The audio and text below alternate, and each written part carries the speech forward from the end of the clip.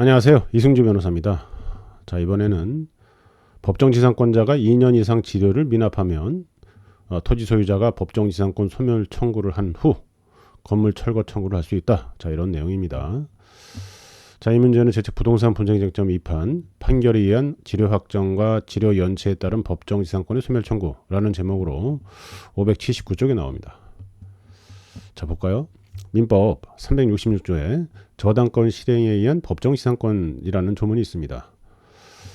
토지와 건물이 소유자가 동일할 때 그 상태에서 저당권 실행에 의해서 그때 이제 저당권이 설정됐겠지. 뭐 토지나 건물에 저당권 실행으로 경매로 저당권 실행 경매로 소유자가 달라져요. 건물과 토지가. 이때 법정지상권을 인정하거든요.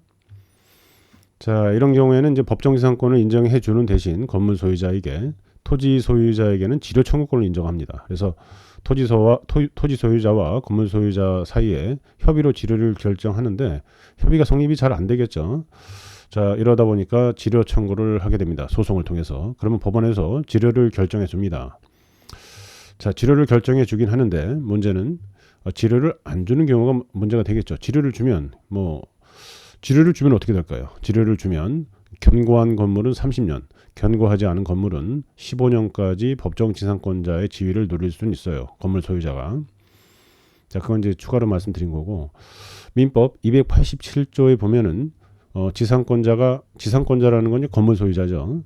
건물 소유자, 지상권자가 2년 이상 지료를 미납하면 지상권 설정자는 지상권 소멸 청구를 할 수 있다. 지상권 설정자는 토지 소유자가 되죠. 그래서 2년 이상 지료를 미납하면 법원에서 확정된 지료를 미납하면 2년 이상 미납하면 소멸 청구를 하고 건물 철거 청구를 할 수 있다. 이렇게 이해하시면 됩니다. 자, 판결로 지료 확정 시 판결 시점에 3년 지료가 미납이 확정된 거다. 이러면 어떨까요?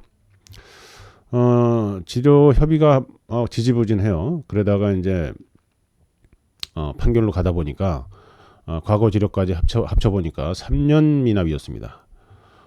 자, 그러면은 우리가 아까 말씀드린 것처럼 287조에 보면은 2년 이상 미납하면 소멸 청구할 수 있다고 그랬죠.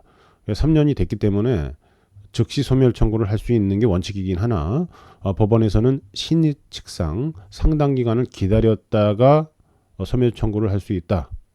판결 확정되자마자 그 즉시 하는 건 좀 그렇죠. 그래서 상당 기간이라는 추상적 개념을 도입해서 그건 법원에서 그 상당 기간이 얼마나 될 건지 이런 것들은 그 해당 사건을 고려해서 판단한다고 생각하시면 됩니다. 제가 여기서 몇 개월이다 이렇게 말씀드리기는 좀 어렵습니다. 제가 이제 몇 가지 사례를 알고 있긴 하지만 자, 그렇고요. 제가 이제 저번에 강의 드렸는데 이게 이제 법정지상권하고 분묘기준권하고 거의 동일해요. 법리가.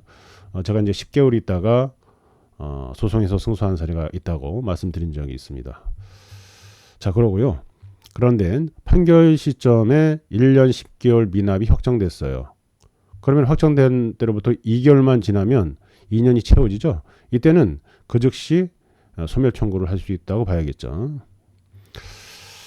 자, 그렇고 판결 확정 후 2년 미납 요건을 충족했는데 충분히 2년 이상 안 줬어요. 지료를. 그런데 소멸 청구를 이제 머뭇거리는 그 사이에 건물 소유자가 법정지상권자가 돈을 확 집어넣어 버려요.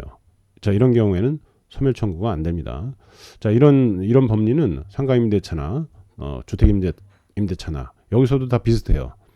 이렇게 이제 즉시 해지권이라고 하는데 뭐 얼마를 안 줄 때 해지할 수 있다. 이런 것들은 그 안 주는 상태가 존속할 때 해지를 해야 됩니다. 자, 오늘은 뭐 종합적으로 이제 간단하게 말씀드렸는데 법정지상권자가 2년 이상 지료 미납 시 토지 소유자가 법정지상권 소멸 청구 후에 건물 청구를 할 수 있다. 건물 청구를 할 수 있고 건물을 철거하라. 그리고 토지도 인도하라. 이렇게도 할 수 있겠죠. 자, 감사합니다.